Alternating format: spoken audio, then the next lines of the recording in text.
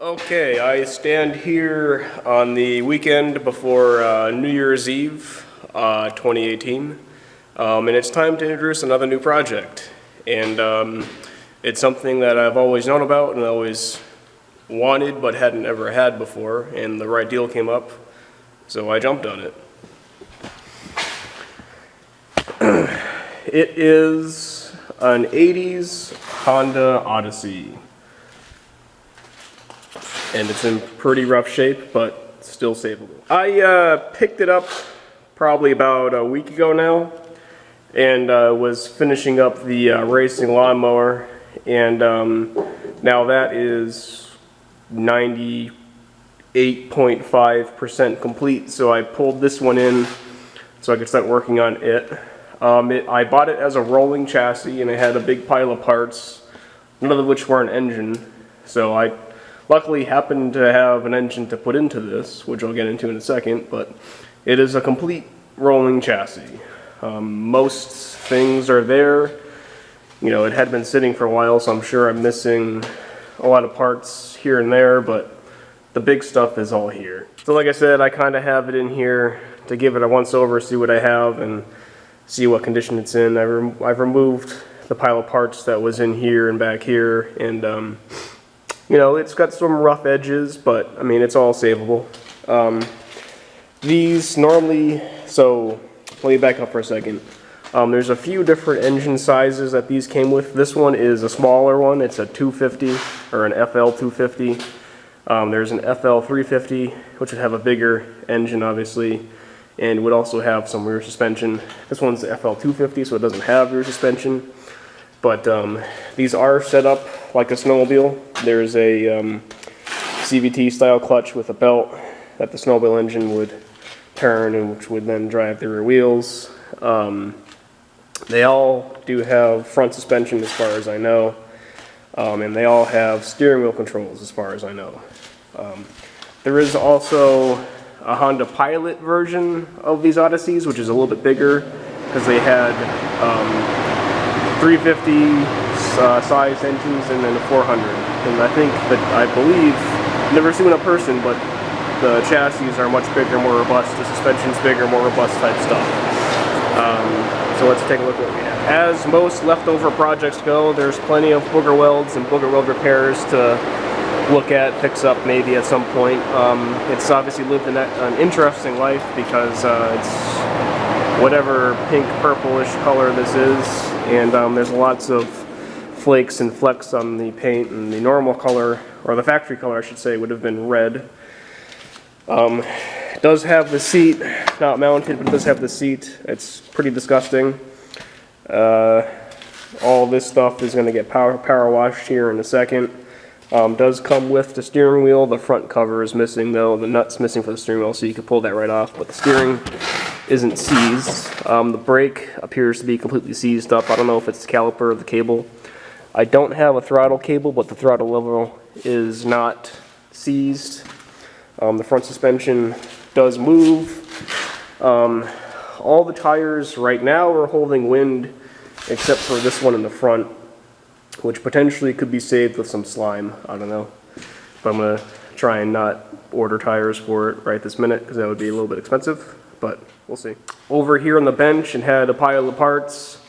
It does have the fenders that would normally come on it from the factory. These are the fronts. Obviously it's had a rough life, so there's some drift stitches that are going on over here. These are the rear fenders, again, in pretty rough shape. Looks like they've been modified, so I don't know exactly what condition they should be in or whatnot. These, I don't know if these are even the original fenders that came on this because of the paint flaking that's coming off over here. It came with a belt. I don't know if this is the factory belt or if this is an aftermarket belt for a different engine that may have been in it at some point. It had a couple engine guard materials. Obviously, it also came with a big radiator from something else. This looks like it's about the size of like a Honda Civic radiator, to be honest with you. Normally, the engines that were in that would be fan cooled or air cooled, so this would have gone with a different engine that would have been in there at some point. So I was given the radiator with the whole thing, so that'll be a nice addition because the engine that I have to go in there is liquid cooled, not air cooled or fan cooled. So hopefully I can make use of that. It came with the factory gas tank. I'm assuming this is an air filter for whatever engine was in there. I don't think it went with the engine that Honda put in there originally. I believe that would have had like a big air box. These were some pool noodles that were used to protect the occupants from the sidebars. It actually came with a spare set of jumper cables that are a lot more sized. Luckily, I have a thing for a lot more projects too, so those will come in handy. But the first thing I'm going to do is pull it outside and power wash the shit out of it, because it's been outside here for a week, and I know it's been outside probably for half of its life. So I'm going to give it a good power washing and see what's what. Like most things, there's a big rat's nest of electrical stuff there. If you're wondering, the factory fuel tank would sit on top of this pedestal, so the engine and whatnot would be gravity fed. That radiator that's on that bench lines up with these tabs here. As far as I could tell, they are aftermarket additions because, like I said, the engine that would have been in here would have been air cooled. As far as I know, I don't believe these are liquid at all. Even the 350 wasn't. The Pilot may have been, but I don't think the Odysseys were at all.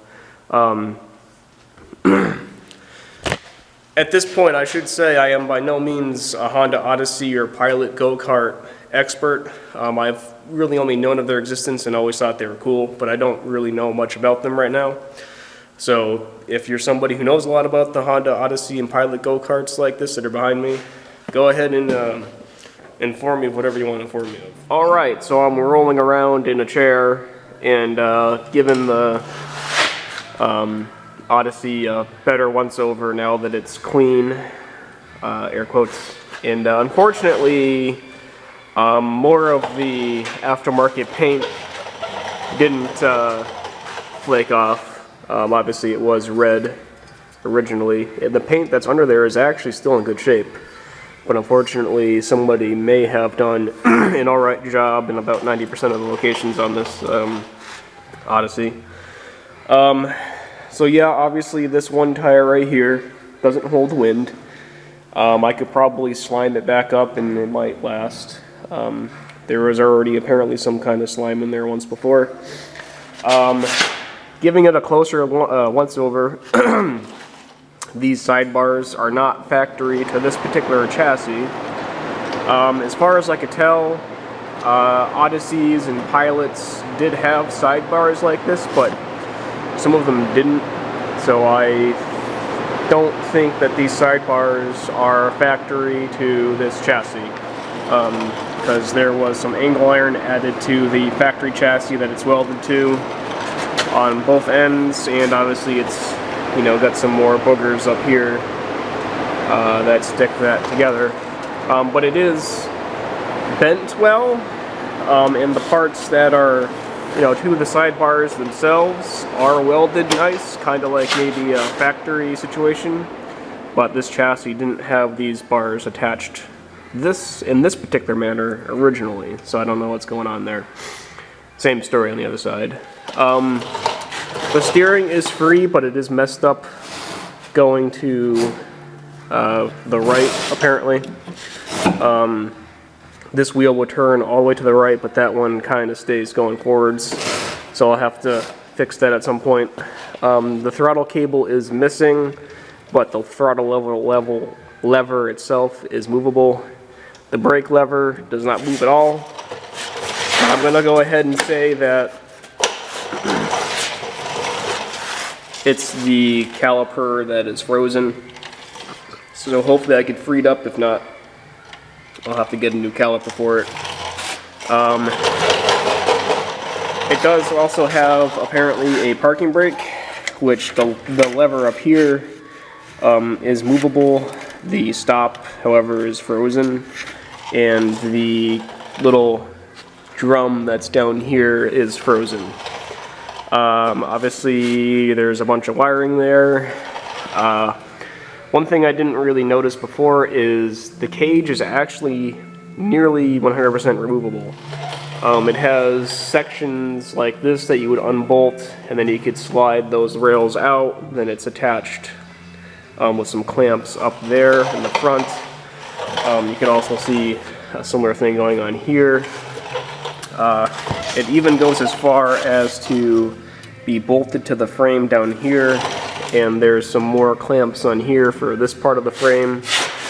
Somebody went ahead and welded it solid back here, which I'm okay with, because I wouldn't drive this without that part of the roll cage in place, especially after the engine that's going to make its way into here goes in here.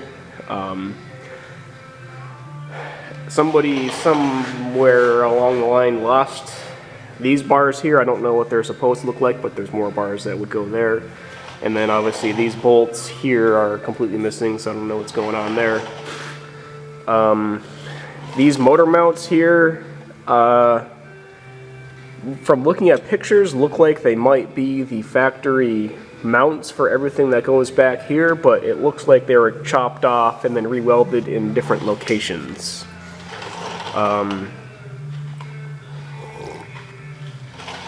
So right now, that makes a good coffee shelf. So yeah, the first thing that I'm going to do is just rip the goddamn wiring right out of it. Just start fresh. That usually works out better than trying to figure out how all of that's supposed to go and speed chasing shorts and broken connections and whatnot. Just rip it out. It does have the factory ignition switch, but I don't have the key for it. So I don't know if a screwdriver will work, otherwise I'll have to get a new ignition for it. And there's also supposed to be a push button start up here, but like I had pointed out, this dash panel is missing, and therefore the push button wire or push button start is missing, but it does have the wires for it. So I'll have to figure out something for there on top of a new throttle cable. So yeah, I'm gonna go ahead and take the wiring out, like I said, and catch up with you later. I've done about 5 minutes talking according to my camera.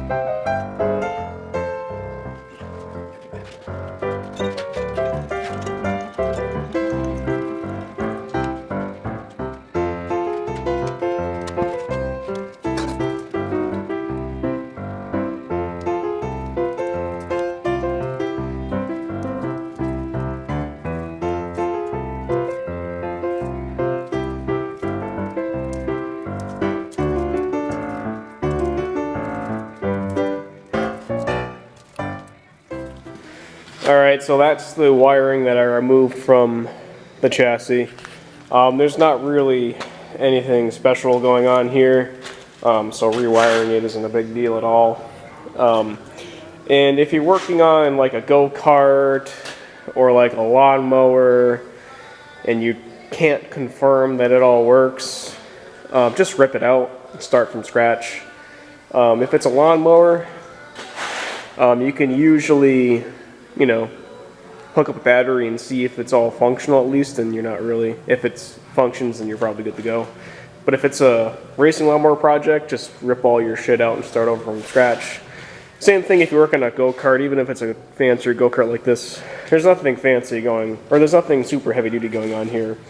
There's just a solenoid over here, or actually I should say there's a solenoid over here that would get clicked on when you turn the ignition switch on, and then this is just the wiring for a starter switch. So there would normally be a button there that would send connectivity through there, which would then send juice down to the starter and start it up or something like that.